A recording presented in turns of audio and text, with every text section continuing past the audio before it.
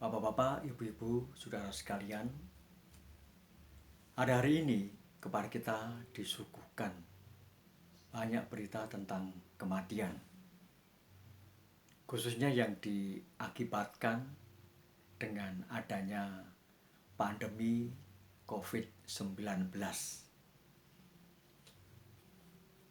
Kejadian ini begitu menyita perhatian manusia pada umumnya dari berbagai kalangan, dari berbagai lapisan masyarakat. Kejadian ini juga sudah menimbulkan kesadaran bahwa manusia begitu rentan sekali. Manusia di dalam tanda ketidakberdayaannya, di dalam ketidakmampuannya menghadapi suatu keadaan, suatu situasi yang tercipta karena akibat pandemi COVID-19 ini. Dan sebagian di antara kita tentu juga merasakan bahwa kematian itu begitu dekatnya, sehingga membuat orang begitu cemas, khawatir, takut, gelisah, dan sebagainya. Sekalipun juga ada yang bersikap biasa-biasa, bersikap mungkin malah acuh, tak acuh, bersikap masa bodoh, atau bersikap berani menghadapi karena memiliki dasar pemahaman sehubungan dengan imannya berkaitan dengan Tuhan, bahwa kematian itu adalah rahasia Tuhan, sehingga akan menjalani hari-hari dengan tanpa ketakutan, tanpa kecemasan, biasa menjalaninya. Nah, mudah-mudahan tidak terjebak dengan suatu sikap yang sembrono, yang sembarangan. Mungkin bagi kehidupannya tidak ada persoalan dalam arti dia menghadapi apapun resikonya, apapun yang akan terjadi, dia berani menghadapinya. Tetapi jangan sampai dengan kecerobohan, dengan kesembronoan yang dimiliki seseorang membuat orang lain mengalami suatu dampak yang tidak diinginkannya. Tapi juga satu sisi yang lain, banyak membuat orang lebih bijaksana, membuat orang lebih berhati-hati, lebih berwaspada, lebih berjaga-jaga, lebih meningkatkan kesehatan, dan sebagainya, dan sebagainya. Bukan karena takut, tetapi suatu usaha dikerjakan agar tidak menghadapi sesuatu hal yang sia-sia.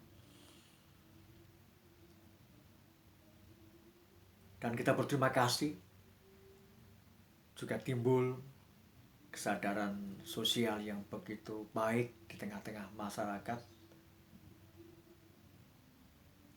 Timbul suatu perilaku bisa saling menghargai, bisa saling tolong-menolong, bisa saling berempati, bersimpati, dan sebagainya. Tentu masih ada juga yang tidak memperhatikan kebersamaan, tidak memperhatikan sesamanya, tentu ada.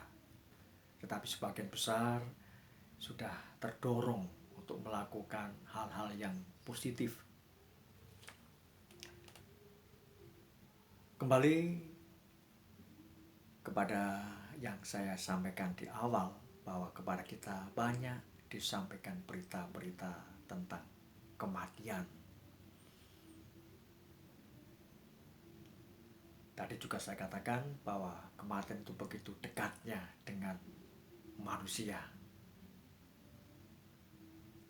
Nah, saudara, bagi kita khususnya orang-orang percaya, orang Kristen, tentu harus dapat mengambil pelajaran yang sangat berharga dari kejadian yang kita alami bersama, yang kita hadapi bersama. Sebab kepada kita orang-orang percaya juga sebenarnya sudah dipersiapkan atau harusnya sudah dipersiapkan orang-orang percaya ini menghadapi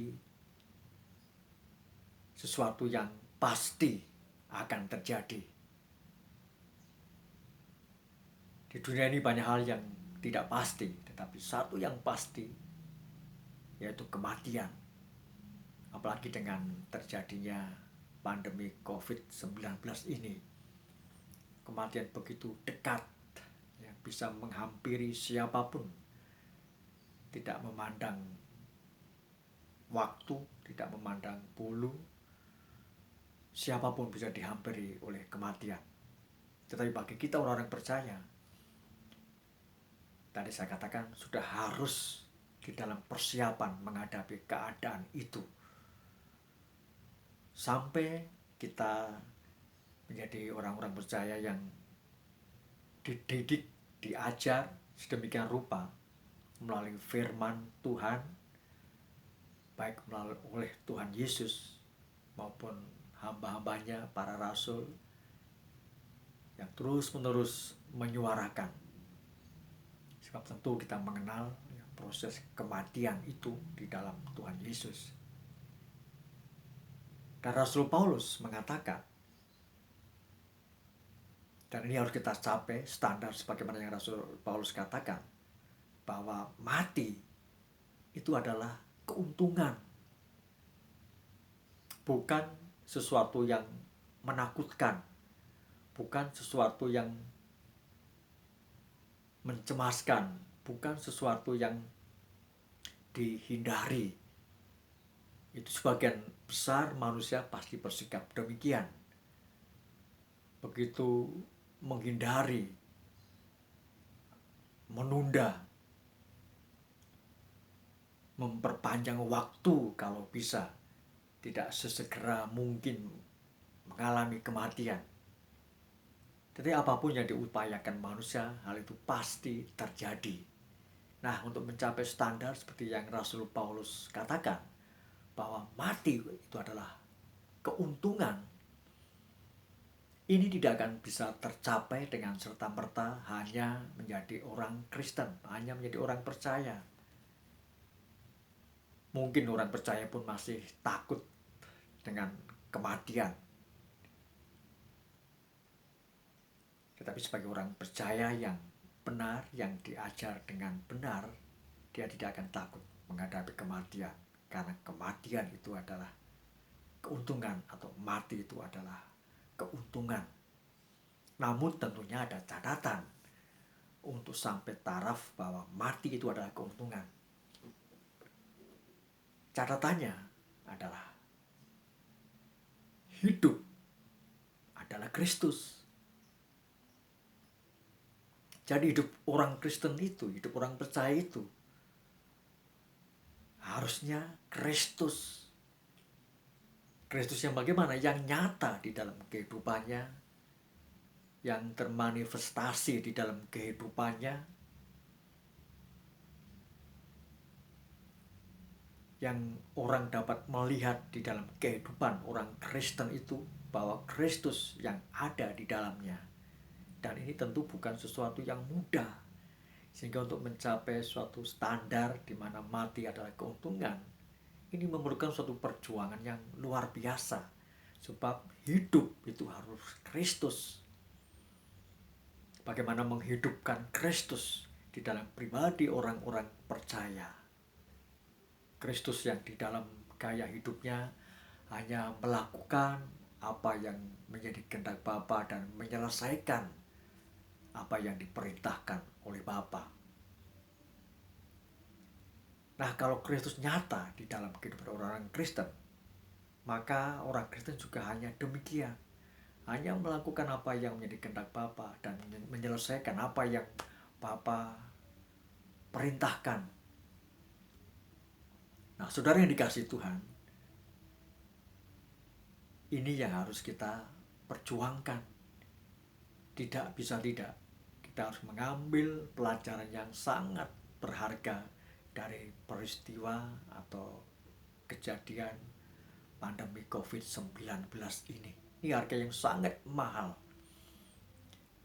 Kalau Tuhan izinkan kita bisa melewati keadaan ini, bukan berarti kita akan menghadapi masa yang lebih baik.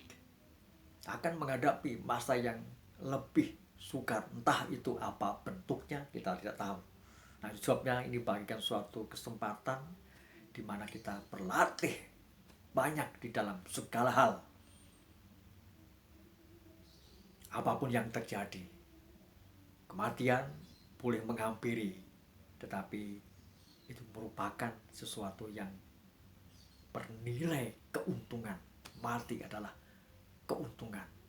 Dengan catatan, hidup adalah Kristus. Dia nyata di dalam kehidupan kita. Orang bisa melihat bahwa Kristus ada dalam kehidupan kita. Hidup kita bagi Kristus bukan semata-mata kita berkegiatan gereja, bukan semata-mata kita menjadi aktivis atau bahkan rohanian, bahkan pendeta, bukan.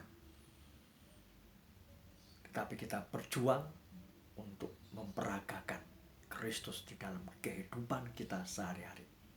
Ini tidak mudah, tetapi kita tahu dengan pasti Tuhan Yesus menyertai. Selamat berjuang bersama-sama, kita bergandeng tangan agar nama Tuhan dipermuliakan di dalam kehidupan kita, di dalam nama Tuhan Yesus Kristus. Tuhan memberkati dan menyertai kita sekalian. Haleluya. Puji Tuhan.